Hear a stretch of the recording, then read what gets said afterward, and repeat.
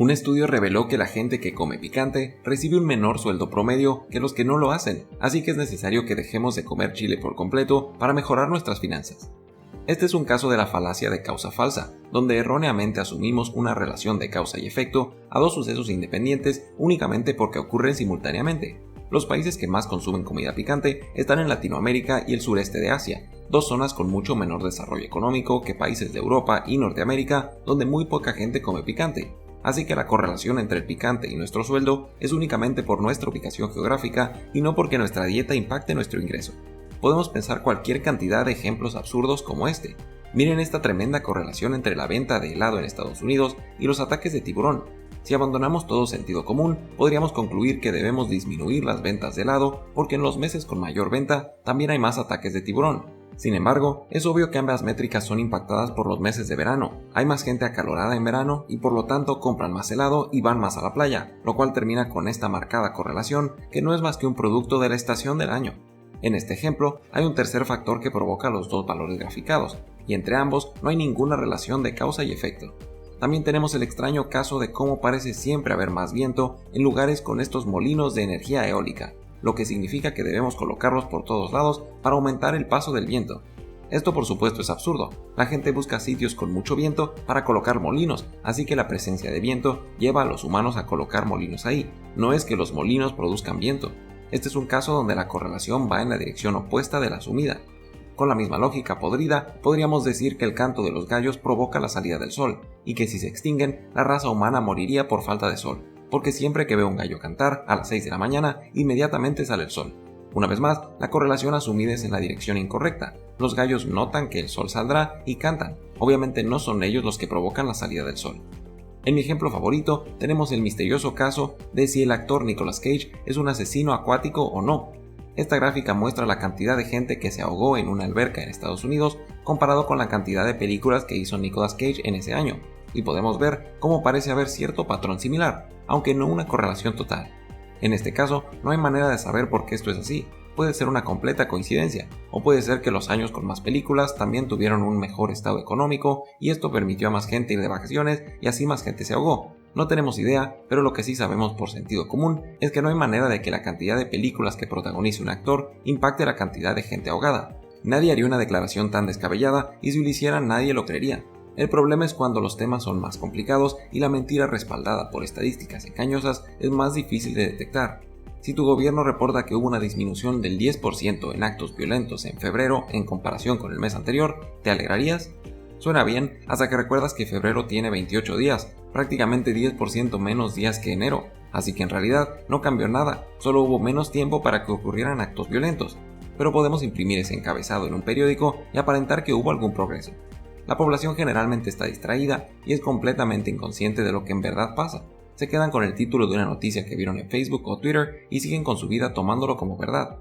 Consideremos datos tan obvios como que la mayoría de los crímenes son cometidos en la capital del país, pero la mayoría de todo ocurre en la capital, porque es por mucho el lugar más poblado del país. Si eres del partido que gobierna la capital, dirás que la mayoría del comercio, las donaciones altruistas, la productividad y el desarrollo tecnológico ocurren en la capital. Si eres de la oposición, dirás que la mayoría de los asaltos, secuestros, extorsiones ocurren en la capital. Ambos serán ciertos, pero probablemente sean una consecuencia lógica del tamaño de la población y no un resultado directo de su dirigencia.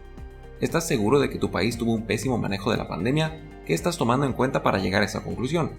¿La cantidad de muertos nada más? Pero ¿qué tal considerar el tamaño de la población, la economía del país, las predisposiciones de salud como obesidad y sedentarismo, la velocidad de llegada de vacunas a tu país, los índices de pobreza, el clima, la disposición de la población para obedecer las medidas de salud y decenas de otros factores que pueden tener un gran impacto en las cifras de mortalidad de tu país? Tal vez tu gobierno sí tuvo un mal manejo de la pandemia, pero esa conclusión se alcanzaría considerando decenas de factores y comparando a tu país con otro que tenga condiciones similares, no únicamente viendo un número grande en la portada de un periódico que gana dinero por generar interés. Nuestra segunda forma de mentir con estadísticas es usando porcentajes. ¿Alguna vez se preguntaron por qué el 90% de los dentistas recomiendan a Colgate? ¿Acaso todas las demás marcas son tan inferiores en comparación? En realidad, esta estadística se sacó de un antiguo estudio en el que varios dentistas se les permitía elegir cualquier número de marcas de pasta de dientes que quisieran recomendar.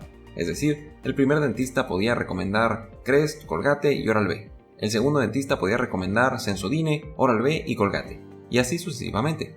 En el estudio, un gran porcentaje de los dentistas incluyó a Colgate en su listado ilimitado de recomendaciones, pero esta recomendación no era exclusiva. Jamás se les pidió que eligieran únicamente una marca de pasta y ni siquiera sabemos cuál de todas las marcas preferían.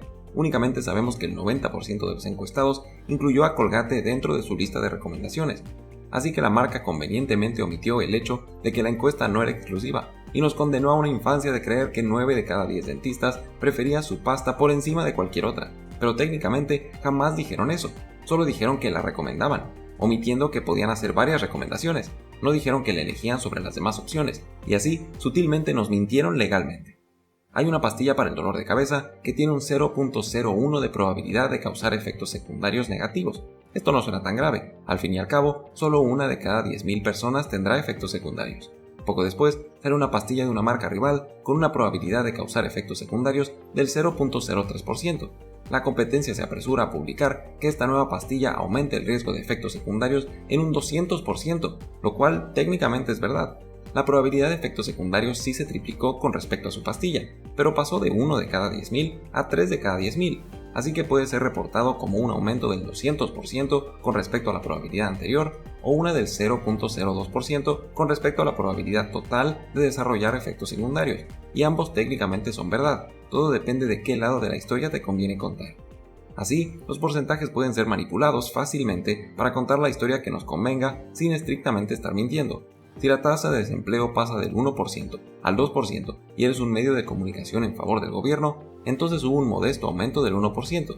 Pero si eres un medio de comunicación de la oposición, entonces hubo un aumento del desempleo del 100% y es una catástrofe histórica. Si gano $1,000 al mes y recibo un aumento de $500, puedo ir con mis amigos y presumir que tuve un aumento del 50% de mi ingreso.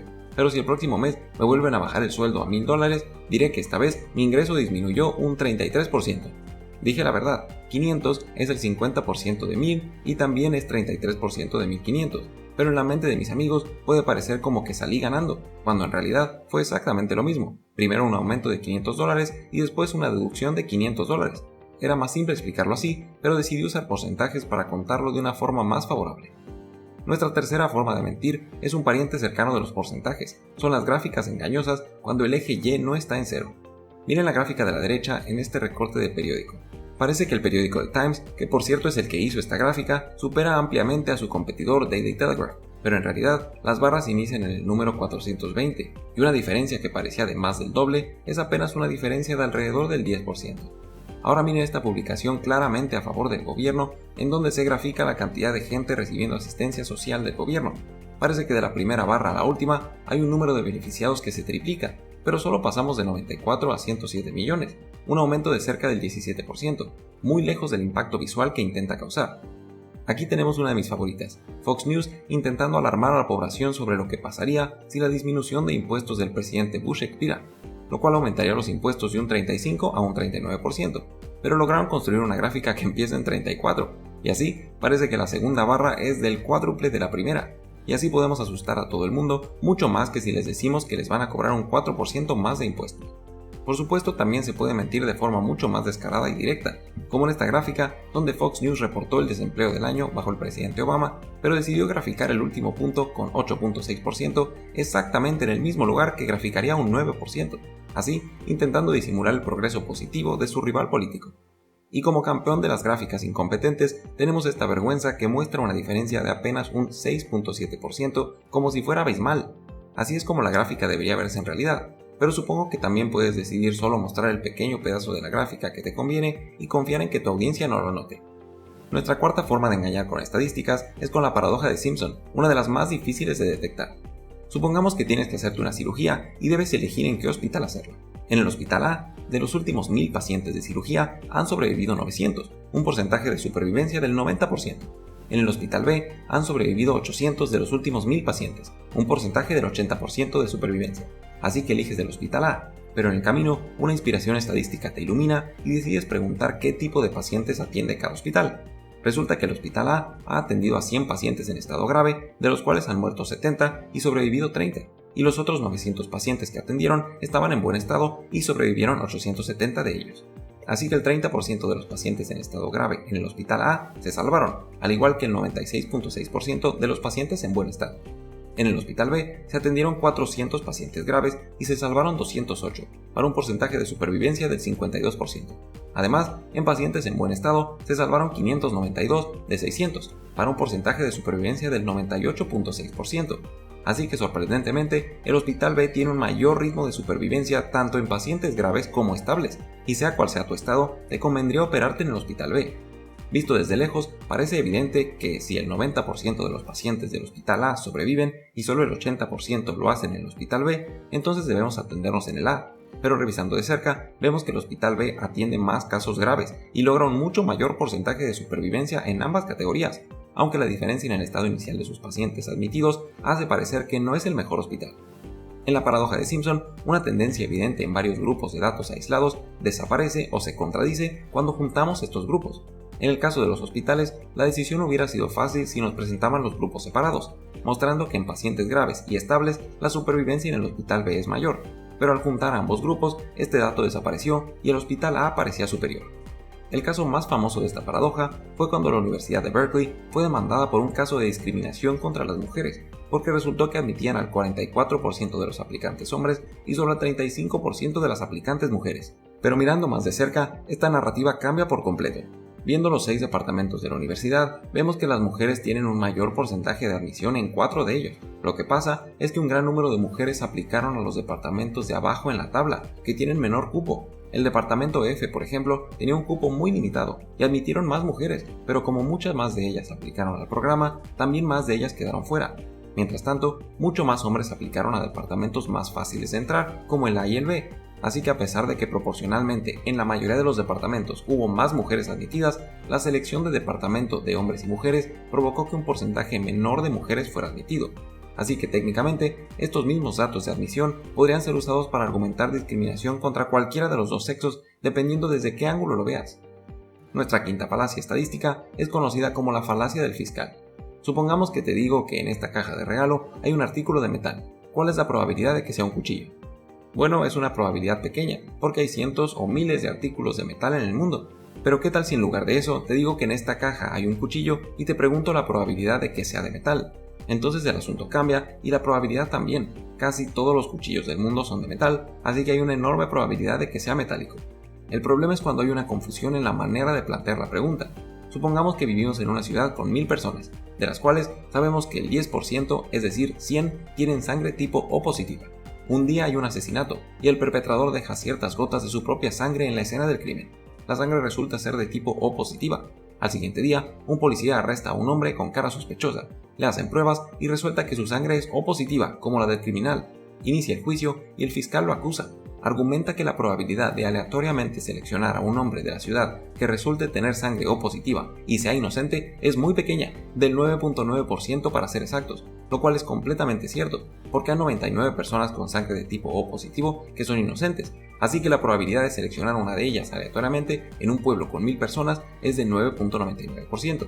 El jurado toma esta estadística como evidencia convincente de que la probabilidad de inocencia del hombre es muy pequeña y lo declaran culpable. Pero ¿cuál fue el error aquí? El error es que el argumento está mal formulado. La probabilidad de aleatoriamente seleccionar a alguien con sangre O positiva y que sea inocente es muy pequeña, pero es muy pequeña porque la población con ese tipo de sangre es la gran minoría. El factor escaso es el tipo de sangre, no la inocencia dentro de personas con esa sangre. Por eso la pregunta está mal formulada. La pregunta correcta sería: dado que este hombre tiene sangre O positiva, ¿cuál es la probabilidad de que sea culpable? Bueno, si hay 100 personas en el pueblo con esa sangre y 99 son inocentes, entonces la probabilidad de que este hombre sea inocente es del 99%. Esto es si no existen otras pruebas que lo hagan sospechoso, y debería ser evidente. La mayoría de la gente con este tipo de sangre es inocente, solo hay un culpable. Así que se necesitan muchas pruebas, no únicamente una coincidencia con el tipo de sangre del criminal para condenar a este hombre. Puede sonar confuso porque técnicamente es verdad decir que la probabilidad de que este hombre tenga sangre O positiva y sea inocente es solo del 9.9%. El tema es que la oración debe iniciar diciendo: dado que este hombre tiene sangre O positiva, ¿cuál es la probabilidad de que sea culpable? Y entonces todo se aclarará. Es la misma diferencia que decir cuál es la probabilidad de que este objeto sea metálico o decir, dado que este objeto es un cuchillo, cuál es la probabilidad de que sea metálico. Esta falacia lleva este nombre porque históricamente ha sido usada para cometer atrocidades en la corte y hacer parecer frente a jurados inexpertos que la probabilidad de inocencia de una persona es diminuta, cuando en realidad no lo es. El caso más famoso y desgarrador de este error se vivió en 1999, cuando Sally Clark, una mujer de Reino Unido, fuera víctima de una de las peores injusticias de la historia.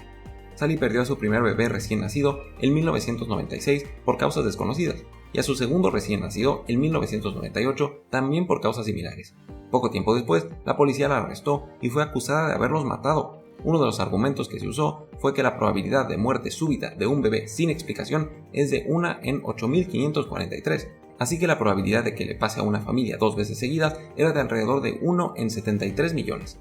Así que se concluyó que era tremendamente improbable que fuera una coincidencia y Sally Clark fue sentenciada a cadena perpetua.